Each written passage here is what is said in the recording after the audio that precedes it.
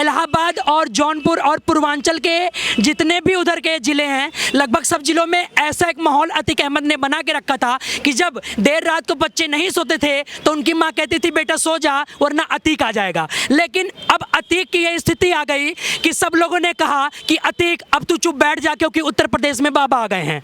अच्छा, उत्तर प्रदेश में बाबा आ गए हैं। बाबा के लॉ एंड ऑर्डर पे बड़ा सवाल उठ रहा है कि आपके पुलिस के घेरे के बीच में ही आपके अतीक जो आपका अपराधी था, जिसे आप गुजरात कोर्ट से मांग करके लेके आए थे, उसे मार दिया गया। इस पे क्या कहेंगे? जुल्मी कब तक जुल्म करेगा? सत्ता के गलियारों में चप्पा चप्पा गूंज उठेगा इनकलाब के नारों से, इनकलाब के नारों से। एक आपको बात बताना चाहेंगे, सभी को पता होगा कि इससे पहले अतीक अहमद के ऊपर करीबन 100 मुकदमे रजिस्टर्ड थे। 100 मुकदमे जो रजिस्टर्ड थे, और उसके पहले कितने मुकदमे थे जो सपा सरकार में रजिस्टर्ड ही नहीं हो पाए, जो सपा सरकार में रजिस्टर्ड ही नहीं हो पाए, उनके बारे में कोई बातें नहीं कर रहा है। कितने निर्दोष परिवार के लोगों को अतीक अहमद ने अपना शिकार बनाया, उनके बेटों ने अपना शिकार बनाया। क्या उन पीड़ित परिवार के साथ आज कोई खड़ा है? मैं आपसे पूछना चाहूँगा, अगर उन पीड़ित परिवार के साथ आज कोई खड़ा है तो सिर्फ और सिर्फ भारतीय जनता पार्टी खड़ी है और हमारे प्रदेश के, उत्तर प्रदेश के एसएसपी मुख्यमंत्री आदरणीय योगी आदित्यनाथ जी खड़े हैं। अच्छा, आपने कहा कि आदरणीय मुख्यमंत्री योगी आदित्यनाथ जी खड़े हैं, लेकिन एक तरफ बात ये हो रही है कि अब जो प्रदेश की सरकार है वो क्या केवल गोली के दम पे चलेगी? अतीक अशरफ दोनों गोली के दम पे मारे गए, उनका बेटा असद गोली के दम पे मारा गया। आगे भी कहा जा रहा है कि शाइस्ता मिलेगी तो शायद ये उसे भी गोली से ना मार दे। योगी बाबा का इंटरव्यू आपने सुना होगा। योगी बाबा ने कहा कि जैसे कि हमारे प्रदेश में अगर 99.5% लोग अच्छे हैं तो कुछ बुरे भी हैं, तो एक हाथ में माला और एक हाथ में भाला, ज़रूरत जैसी पड़ेगी, जैसे जिसका इलाज होगा वैसे किया जाएगा। और हम जितने भी युवा हैं, हम सब पूर्ण समर्थन करते हैं योगी बाबा के इस निर्णय का, और तहे दिल से आभार व्यक्त करते हैं आदरणीय योगी जी का कि इतना बेहतरीन निर्णय लिया। और मैं पुलिसकर्मियों का भी तहे दिल से आभार व्यक्त करता हूँ कि इतना बेहतरीन निर्णय लिया। आपको मैं बताना चाहूँगा, अतीक अहमद के कारण ही मुस्लिम कौम, पूरा मुस्लिम कौम बर्बाद था, बदनाम था, जो कि हमारे आपस के भाईचारे को भी कहीं ना कहीं हानि पहुंचाता था। सिर्फ एक इंसान के कारण लोग कहीं ना कहीं अतीक अहमद के नाम से मुस्लिम कौम से भी नफरत करने लगे थे। तो अब अतीक अहमद जिस तरह खत्म हुआ, उसका साम्राज्य जिस तरह खत्म हुआ, कहीं ना कहीं जो हमारी भेदभाव थी आपस में हिंदू मुस्लिम में, वो भी खत्म होती नजर आ रही है। एक बार फिर से हम गंगा जमुना तहजीब के तहत आपस में सब प्रेम से रह सकेंगे।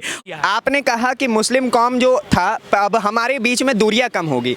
मैं अभी प्रयागराज गया हुआ था। प्रयागराज में अतीक का इलाका पड़ता है चकिया। वहाँ के मुसलमान तो जैसे ही उसकी डेथ हुई एटीएम तोड़ने लग गए, पत्थरबाजी पे उतर आए। लोग वहाँ पे नाराज दिख रहे हैं, निराश दिख रहे हैं। तो कैसे दूरियां कम हो रही हैं? नहीं, संपूर्ण भारत की बात अगर आप करेंगे, संपूर्ण प्रदेश की बात करेंगे, कुछ जगह हो सकता है, क्योंकि वहाँ कुछ उसके गुर्गे हैं ना, कुछ गुर्गे पाल रखे थे। जैसे होता नहीं था कि माफियाओं के साथ कुछ गुर्गे रहते थे, तो उनके गुर्गे कर रहे हैं। बाकी जो आम दैनिक जीवन जो अपना निर्वाहन कर रहे हैं, जितने भी मुस्लिम भाई दैनिक जीवन निर्वाह कर रहे हैं, जो रोटी कपड़ा मकान में बजे हुए हैं, उनसे नहीं मतलब वो अतीक कौन था? कहीं ना कहीं जब भी अशांति अतीक के द्वारा पैदा की जाती थी तो आम मुस्लिमों को भी दिक्कत का सामना करना पड़ता था, उनकी भी बहन बेटियों को रोड पे चलने के लिए मजबूर होना पड़ता था। ठीक है, मैं आपके पास आता हूँ। क्या नाम हुआ आपका?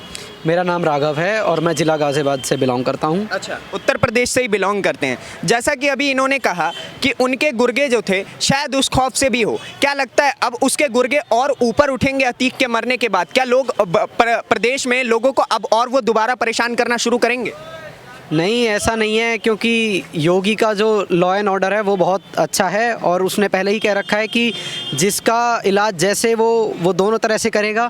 अगर बाय चांस उसको हथियार भी उठाने पड़े तो हथियार भी उठाएगा। अच्छा, आपने लॉ एंड ऑर्डर की बात करी। लॉ एंड ऑर्डर के घेरे में ही तो अतीक और अशरफ को गोली मार दी गई, क्या कहेंगे? देखिए, ये बात भगवान श्री कृष्ण ने गीता में भी कही है कि जब तक जुर्म होता रहेगा तब तक ही सहा जाएगा, जब जुर्म अति हो जाएगा तो उसके बाद हथियार उठाना आवश्यक है, जैसा कि श्री कृष्ण ने अर्जुन को समझाया था। अच्छा, तो जब तक जुर्म होता रहेगा तब तक ऐसा करते रहेंगे। चलिए ठीक है, मैं आपके पास भी आ रहा हूँ। क्या नाम हुआ आपका भाई? दुर्गेश कुमार। दुर्गेश जी, क्या कहेंगे अतीक का जो ये मर्डर हुआ है, इसको लेकर के लॉ एंड ऑर्डर पे बड़े सवाल उठ रहे हैं, और विपक्ष तो एक तरफ ऐसे हो गया, चाहे वो असदुद्दीन ओवैसी हो या फिर ममता बनर्जी हो या फिर अखिलेश यादव हो, ये सब एक तरफ होकर के कह रहे हैं कि प्रदेश में अब गोली की सरकार हो गई है। जी, लॉ एंड ऑर्डर के जहाँ तक सवाल है, ये मतलब योगी बाबा का मैं इसे सफल मानता हूँ। जब अतीक अहमद पहला अपना क्राइम किया था, वो 17 साल का उम्र का था और अभी 61 साल की उम्र में उसको मारा गया। इस 40 साल के गैप में आप खुद सोच सकते हैं उन्होंने कितने क्राइम किए होंगे। उन पे 100 से ज़्यादा मुकदमा है, लेकिन उस समय अपोजिशन की सरकार सोई हुई थी क्या? उस समय तो किसी ने सवाल नहीं उठाया। उसी सरकार ने उन्हें पनाह दिया और आज योगी बाबा जब ऐसे अपराधियों को खात्मा कर रहे हैं तो आज इन्हें डेमोक्रेसी दिख रहा है कि लोकतंत्र मारा जा रहा है। तो उस समय जब इन्हें पनाह दिया तो उन्हें टिकट दिया जा रहा था, उन्हें विधायक, तो उसी समय उन्हें रोका जाना चाहिए ताकि हम क्यों हमें उन्हें सीट दे रहे, टिकट दे रहे हैं। ठीक है। अभी आपने एक बात कही, मैं उसमें एक चीज़ मैं आपसे जो सवाल करना चाहता हूँ, जिन 3 लोगों ने अतीक और अशरफ को मारा है उनकी आजकल बड़ी तारीफ सुनने को मिल रही है, आपका क्या कहना है इस मसले को लेकर? जी, ये एक अच्छा सवाल है, इस पे हम लोग गौर करना चाहिए क्योंकि एक अतीक को जब मारा गया, जब इन्हें फिर से पनाह दिया जाएगा तो ये दूसरा अतीक बन सकता है। तो इन्हें सरकार को या फिर प्रशासन को इन्हें मतलब इस चीज़ पे गौर कर मतलब ध्यान देना चाहिए इन चीज़ों का, और मतलब जैसे युवा को एक सही मार्गदर्शन मिलना चाहिए, एक भटके हुए युवा कह सकते हैं। आपको क्या लगता है इन 3 लोगों का क्या माइंडसेट था अतीक को मारने के पीछे के? क्योंकि कुछ लोग इसे पॉलिटिकल अप्रोच बता रहे हैं, कुछ लोग इसे किसी और एंगल से देख रहे हैं, आपका क्या कहना है? जी, इस पे तो मैं ज़्यादा कुछ नहीं कहूँगा, लेकिन जैसा कि उन्होंने कहा था कि मुझे एक पब्लिसिटी स्टंट चाहिए था, इसलिए मैंने मतलब अतीक अहमद को मारा। तो कहीं ना कहीं मुझे लगता है ये कि जो भी हो मतलब एक इंग्लिश में कोट है कि if you live by gun you will die by gun. तो जो जैसा कि अतीक बंदूक के साथ जिया तो मरा भी बंदूक के साथ ही। अभी आपने जय श्री राम पीछे से कहा, जिन लोगों ने मारा था उन्होंने भी जय श्री राम के नारे लगाए थे, बताइए।